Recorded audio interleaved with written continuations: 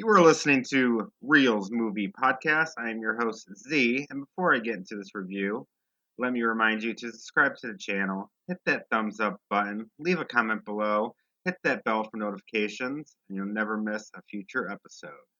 2019 has been producing a mass amount of sequels. I'm going to be continuing that trend with another review. I reviewed the first one already, so let's review the second one. I'm talking about The Secret Life of Pets 2. Continuing the story of Max and his pet friends following their secret lives after their owners leave them for work or school each day. That plot synopsis right there is all you really need to know about this movie. The Secret Life of Pets was very popular and made tons of money back in 2016, but that the sequel was just a rushed follow up that had no overall story at all and seemed to be put together on the fly. I really hate saying that because it is still a cute movie and kids are going to love it, but for adults, you're just going to sit there and be bored, waiting for it to finally come to an end. Now, when I say there's no plot, I mean it to an extent. Instead of one full movie, we get three short movies revolving around Max, Gidget, and Snowball. Max and Snowball's story somewhat connect with each other, but Gidget's story is just a time killer. Max's owner, Katie, has a new husband and a son named Liam. Max is very protective of Liam and develops an itch when he sees how dangerous the world is.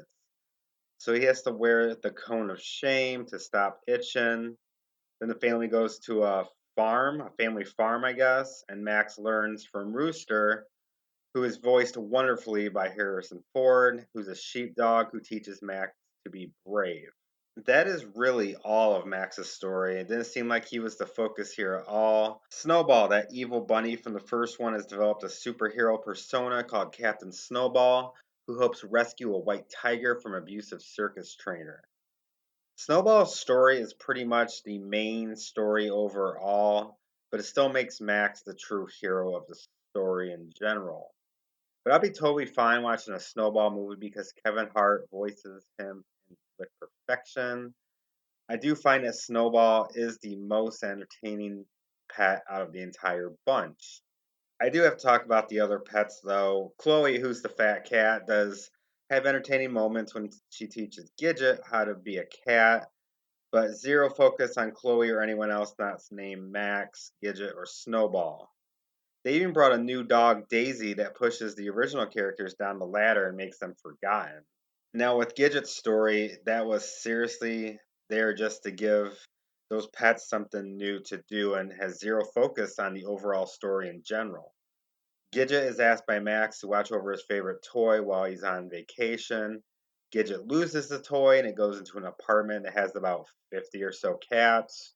So Gidget has to pretend to be a cat to get the toy back. That really is it for that story. After Gidget retrieves the ball, the entire story arc is forgotten and not even mentioned at all afterwards. So realistically, there was 0 point to this story rather than give the kids more laughs. And they already got that with more Snowball and his fun adventure. The animation was still top notch. Voice acting was again good. Louis C.K. doesn't return to voice Max, but Patton Oswalt steps in and voices him instead. I thought Oswalt did a better job as a voice and that his voice felt right for Max because Oswalt's voice isn't as broad as Louis C.K.'s. But I do have to say it again, Kevin Hart kills it as Snowball, and I really hope to see a movie that revolves around just him, with maybe the other pets following him. Tiffany Haddish and Harrison Ford are the newest voices in the series.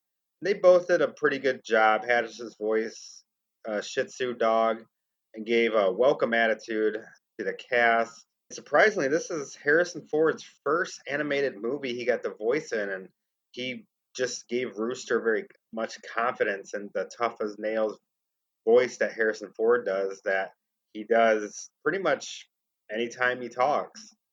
I'm going to give The Secret Life of Pets 2 a C+. plus.